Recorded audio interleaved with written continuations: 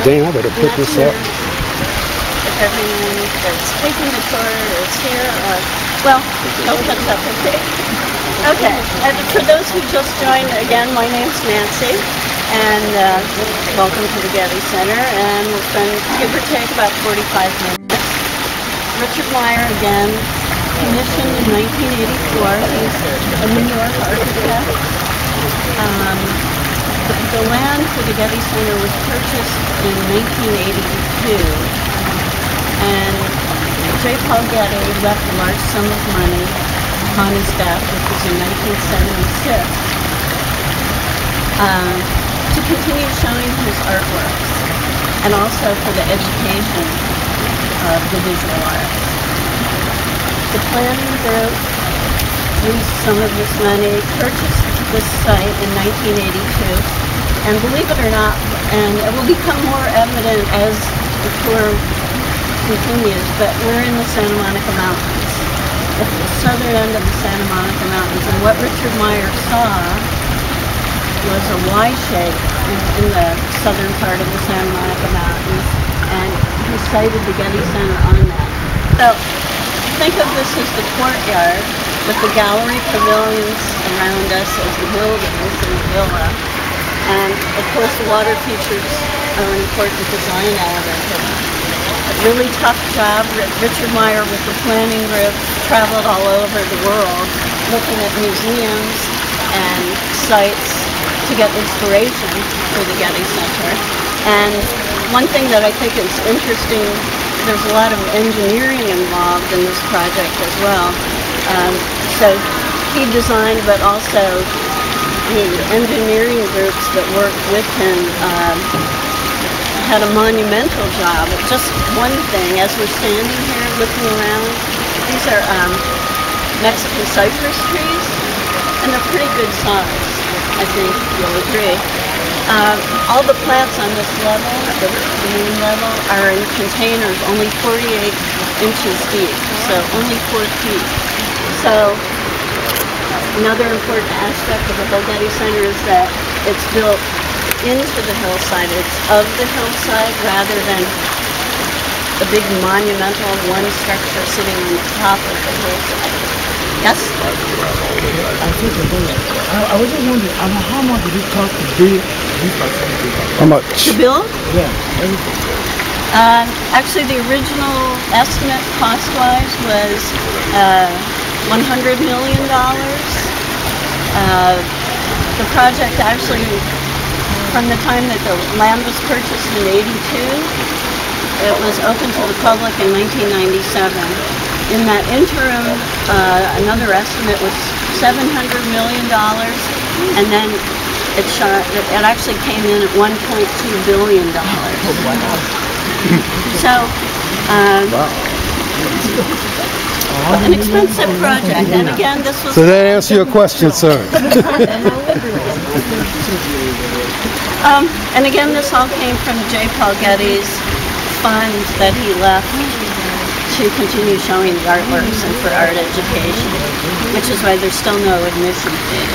I'm going to ask everyone to follow me. We're going to go through the entrance plaza, and we're going to go down to the far southern end, and if we're lucky, we'll get a little breeze, but I'm not really sure we will, but let's go.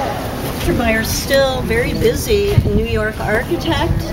When he took the commission, one of the stipulations was that he maintain a presence here, or create a presence here. He started with 6 designers, ended up with 100 designers. Again, a huge project and a long project. And he had the use of a house, which we could just barely across the way in that group of trees, we could see a little roof line in there. And that house was pre-existing when the project was started. Next slide. So upstairs are paintings because they're less sensitive to light. Then artworks that are light sensitive and have to be rotated frequently are downstairs, so they don't get damaged as much. So over here in the North Pavilion would be illuminated manuscripts.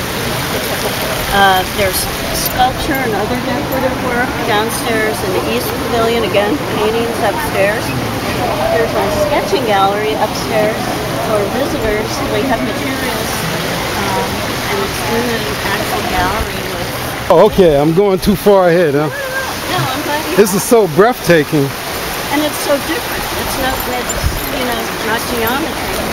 Actually, if wait for everyone else to catch up.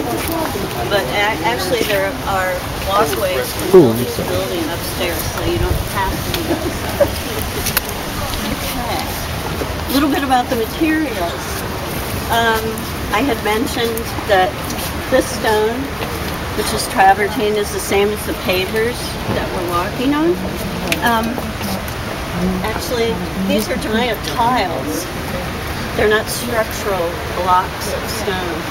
So they're very thick tiles. They're about 3 to 5 inches thick. But as you can see, there's an airspace between them.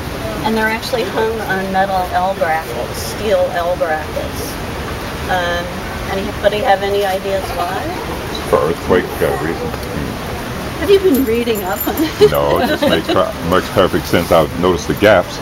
I could tell it wasn't supporting anything because of the gaps, and I was thinking, well, this isn't the pyramids. Well, yeah, but for earthquakes, so they're hung only on the top side so that there's a little flexibility. Yeah, exactly. So they wouldn't fracture. They're pretty sturdy, though. Actually, the same stone was used from the same quarry, not this particular stone. The same quarry stone was used in the Colosseum and the Trevi Fountain and St. Peter's in Rome. So it's from outside of Rome, about 15 miles northeast of Rome. Really? Actually, there are quite a few quarries there. It's formed in freshwater lakes and streams, and as we amble around, you'll see little... How many of them are there? There's a lot. I don't know exactly how many stones there are, 16,000 tons. That's a lot already. And it was processed at the quarry and then brought over on 100 freighters.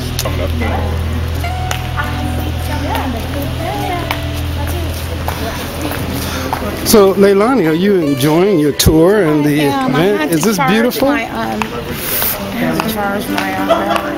I don't have any pictures, but I got information. Oh yeah, this battery here be dead in a minute.